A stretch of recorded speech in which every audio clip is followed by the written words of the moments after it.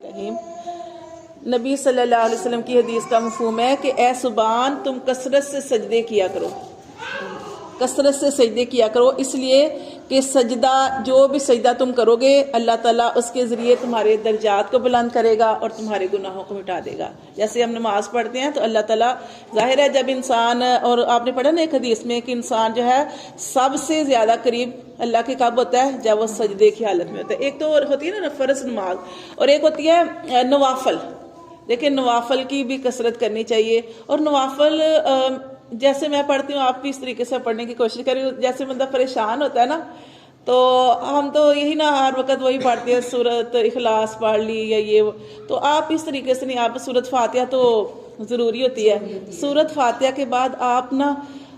آپ پریشان ہیں تو کوئی بھی دعا، جیسے آپ نے انما اشکو بسی و حزنی الی اللہ، بے شک آپ اس آیت کو جتنا آپ کا دل کرتے پڑھتے رہیں، 10 دفعہ پڑھ لیں، 15 دفعہ پڑھ لیں، جتنی دفعہ مرضی پڑھ لیں۔ ہاں، یعنی جیسے آپ کھڑے ہیں سورت فاتحہ پڑھی ہے آپ نے، سورت فاتحہ ضروری ہے، اس کے بغیر نماز نہیں ہوتی، ٹھیک ہے؟ خواب فرض پڑھے ہیں یا نفل پڑھے ہیں تو اس کے بعد آپ نے جیسے وہ پڑھ لی یا کچھ کوئی بھی، یعنی ایک جیسے ہوتی ہے نا دعا، اس کو آپ اس کے اندر پڑھ سکتے ہیں۔ جیسے ہم صورتیں پڑھتے ہیں، اب نوافل کے اندر آپ کوئی دعا جو ہے نا وہ بھی پڑھ سکتے ہیں، جیسے ربنا، جیسے گناہوں، ہم چاہتے ہیں کہ آپ گناہوں کی معافی مانگے اللہ تعالیٰ سے، تو ہم یہ بھی پڑھ سکتے ہیں ربنا ظلمنا انفسنا، ٹھیک ہے، وَإِن لَّمْ تَغْفِرْ لَنَا وَتَرْحَمْنَا لَنَكُونَنَّ مِنَ الْخَاسِرِينَ، کیونکہ یہ استغفار ہو جاتی ہے، اللہ سے معافی ہو جاتی ہے۔ اور دیکھیں نا کہ استغفار کی کتنی فضیلت ہے، ٹھیک ہے؟ اپنے گناہوں کو یاد کر کے اس طرح بھی 2 نوافل جو ہے نا اس طریقے سے بھی پڑھنے چاہیے۔ اور پھر جب آخری سجدہ آئے تو اس کے اندر بھی آپ جو اس طرح کے 2 نفل ضرور پڑھا کریں کہ جب آپ آخری سجدہ کریں نوافل کے اندر، 2 تو ہوتے ہیں 2 دفعہ، تو پھر آپ نے اس کے اندر تھوڑا سا جو آپ کے دل کے اندر دعا ہے، جس مقصد کے لیے آپ پڑھ رہے ہیں، جیسے بچے پریشان کرتے ہیں، بچے نہیں پڑھتے یا تنگ کرتے ہیں، کوئی بھی مسئلہ، یا اولاد ہے یا نہیں ہے، جو بھی مسئلہ، تو آپ جو ہے نا سجدے کے اندر اللہ تعالیٰ سے رو کے دعا کریں، ٹھیک ہے؟ تو اس میں جو ہے نا دعا قبول ہوتی ہے، اور یہی ہوتا ہے نا کہ سجدے کی حالت میں انسان اپنے رب کے بہت زیادہ قریب ہوتا ہے۔ تو اس طریقے سے نا 2 نفل جو ہے نا آپ ضرور پڑھا کریں۔ کسی بھی وقت میں پڑھ سکتے ہیں؟ ہاں نہیں، لیکن وہ آپ نے دیکھنا کہ فجر کے بعد اور عصر کے بعد آپ نے نہیں پڑھنا، تو اس کے علاوہ آپ پڑھ سکتے ہیں کہ کوئی بھی مسئلہ ہے، کوئی پریشانی ہے، تو آپ اس طریقے سے جو ہے نا وہ پڑھ سکتے ہیں۔ فجر کی نماز کے بعد جب تک کہ سورج نہ نکلے، اور اسی طرح عصر کے بعد، ٹھیک ہے؟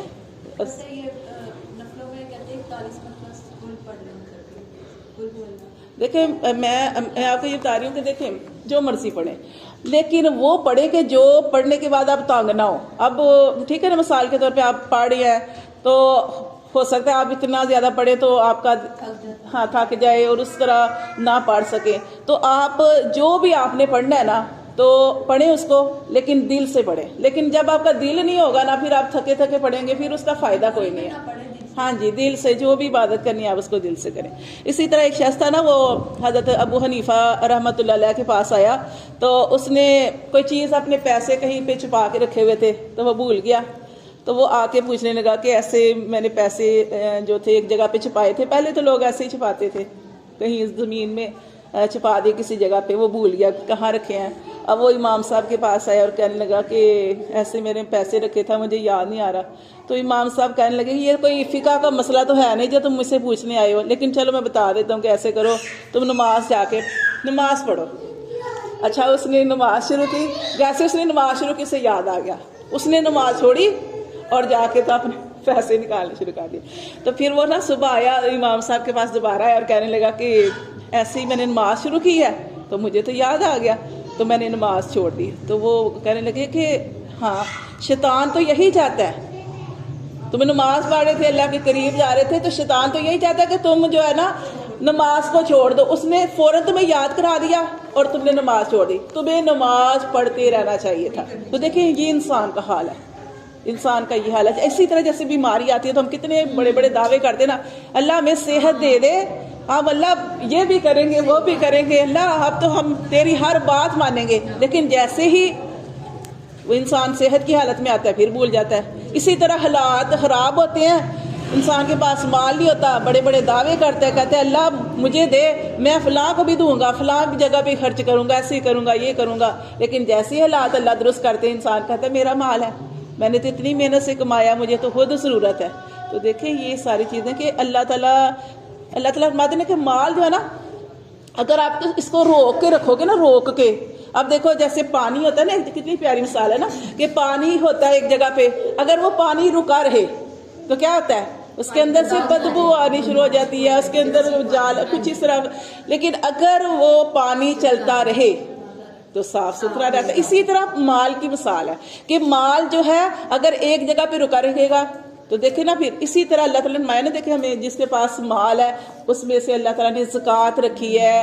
اور جو زکوٰۃ بھی دے دیتے، صدقہ رکھا ہے، اور صدقے کے بارے میں کتنا پیارا ارشاد مایا کہ اگر آپ کے اوپر زکوٰۃ فرض نہیں ہے، زکوٰۃ ہر ایک کے اوپر فرض تو نہیں ہوتی نا، لیکن جو صدقہ ہے وہ ہر کوئی دے سکتا ہے، غریب سے غریب بندہ بھی سوچ کے دے سکتا ہے کہ اللہ مطلب کہ سوچے کہ اللہ تیرا شکر ہے یہ جو گزارا ہو رہا ہے، اللہ تیرا شکر ہے۔ کتنے لوگ ایسے ہیں کہ جو مانگنے پہ مجبور ہو جاتے ہیں باہر سڑکوں پہ، اور یقین کریں اللہ کا شکر ادا کر کے کہ کتنے لوگ ایسے ہیں کہ جو واقعی جگہ جگہ پہ کھڑے ہیں، اور یقین کریں پتہ نہیں اب تو یا شاید ایک تو مجبوریاں بہت زیادہ ہیں، یہ نہیں ہم کہہ سکتے، اور دوسرا پتہ ہے کیا، دوسرا یہ ہے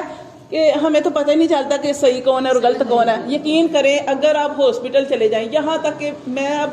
بندہ پریشان ہو جاتا ہے، یہاں تک کہ آپ وین کے پاس جیسے میں نے جانا سفر کرنا ہے، وہاں پہ کھڑی ہوئی، وہاں پہ آپ ایک جائے گا، دوسرا آئے گا، تیسرا آئے گا، پتہ نہیں عجیب یہ سسٹم بن گئے ہیں۔ ہاں تو عجیب ہے۔ تو حالانکہ دیکھیں اگر اس کے بارے میں ہم پڑھیں تو لیکن وہ نبی صلی اللہ علیہ وسلم نے کتنی پیاری بات ارشاد فرمائی کہ بلا ضرورت تو مانگنا ہی نہیں چاہیے، اور اگر جو بلا ضرورت مانگتا ہے وہ قیامت والے دن اس حال میں آئے گا کہ اس کے جسم کے اوپر گوشت پوش نہیں ہوگا، یہ اس کی نشانی سمجھی جائے گی کہ یہ بلا ضرورت مانگتا تھا۔ ہاں جی، یقین کریں وہ کتنا پیارا جب واقعہ ہے نا کہ جب وہ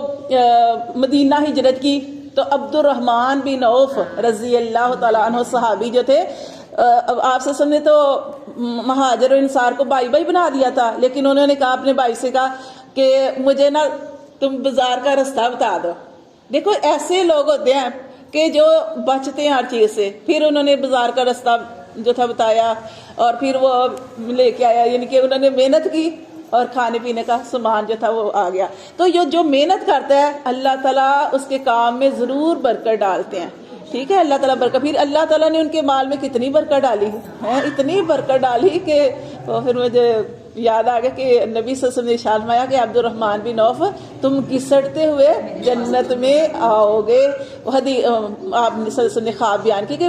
مجھے لگا کہ تم جنت میں آ ہی نہیں سکو گے، کیوں؟ اپنے مال کا حساب دیتے ہوئے۔ اتنا زیادہ ان کے پاس مالدار تھا، جتنا مال تھا کہ جتنا وہ خرچ کرتے تھے اللہ اس میں اور برکت ڈال دیتا تھا۔ تو دیکھیں نماز کی ہم بات کرتے ہیں کہ نماز میں انسان جو ہے اللہ تعالیٰ کے بہت قریب ہوتا ہے، تو اس لیے کوئی بھی پریشانی ہے، کوئی بھی مسئلہ ہے، فرض نماز تو پڑھنی ہے۔ اور دیکھیں کتنے پیارے اللہ تعالیٰ نے ٹائم رکھے ہیں نا نماز کے، اور کتنا سکون ملتا ہے جب آپ صبح، بلکہ جب آپ تہجد پڑھیں،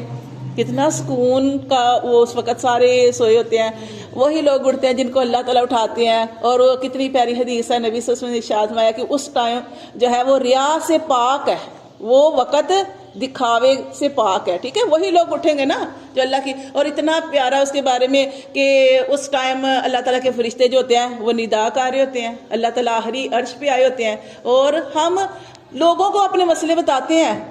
اور وہ وقت ایسا ہوتا ہے کہ اللہ تعالیٰ کے فرشتے پکارے ہوتے ہیں کہ مجھ سے مانگو، کیا مانگنا ہے؟ اولاد نہیں ہے، رزق نہیں ہے، مغفرت چاہتے ہو، بخشش چاہتے ہو، کچھ بھی مسئلہ ہے تو اللہ تعالیٰ سے مانگنا چاہیے۔ یقین کر اگر ہم یہ چیزیں اپنا لیں نا تو ہم کامیاب ہو جائیں، لیکن ہمارا یہ مسئلہ یہ بن گیا کہ ہم اللہ سے نہیں مانگتے، ہم اس کو اپنا مسئلہ بتائیں گے، اس کو بتائیں گے۔ پھر وہ دیکھیں اس کے بعد جو فرض نماز آتی ہے فجر کی، اور کتنا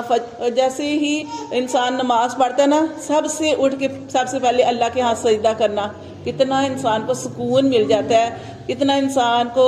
مطمئن ہو جاتا ہے انسان کے اللہ تیرا شکر ہے کہ سب سے پہلے ہم اٹھ کے نماز پڑھ رہے ہیں۔ پھر دیکھیں کام کاج کرتے ہیں، پھر ظہر کا وقت آتا ہے، پھر عصر، کتنی عصر کے بارے میں نبی صلی اللہ علیہ وسلم نے کیا ارشاد فرمایا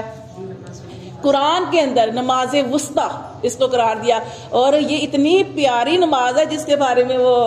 انہوں نے کیا کہا تھا کافروں نے کہ ان کی